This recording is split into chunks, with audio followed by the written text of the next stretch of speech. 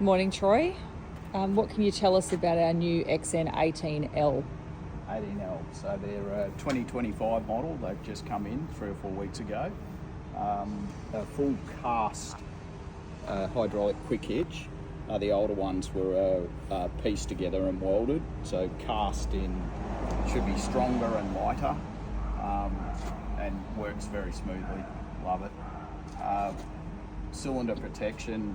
The guards on top here to protect the chrome rods. Cylinder on top of the boom. Before the XN18 was underneath and was susceptible to being hit if you had something in the bucket and the thumb. Thumb's been beefed up. It's a fully retractable thumb, comes right back into the arm. It's super strong and light, so it doesn't compromise the balance of the machine.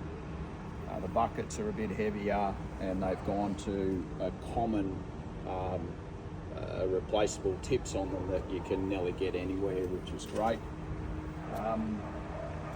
Coming over to the machine, safety cage on it, so if something falls on you, better safety. We've got a isolation switch here, so if you were to get into trouble, someone could come over and hit that switch and shut the machine down.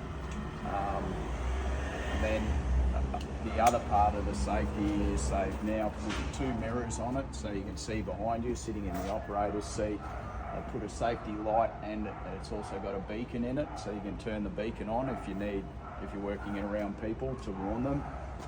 Proper forklift style wraparound seat, so it holds you in there. You've got this coming into the sides of your waist, and a retractable seat belt. Those seats here in Australia are like $400 or $500. Beautiful to work on. They used to be 3 levers on the side here. They've moved one of the levers, which they needed to do, to 2 pedals now. So you've got your thumb or your auger drive working off that pedal, and then you've got swing boom off this pedal. So it's always there. You're using everything, both your hands, both your feet. We put the D902 in these. Some people are still putting the 722 in it. The 722 is a good engine for a 1.2 ton excavator, but not for a 1.6, 1.7, 1.8 there. When you get into that size excavator, the next size up, they'll go to a proper dual piston variable displacement load sensitive pump, which requires more horsepower, and the 902 runs it well. I think they're around 15 horsepower. Maybe 16 or 17, but I think they're capable of doing 30 if you wind them up. Easy access to everything.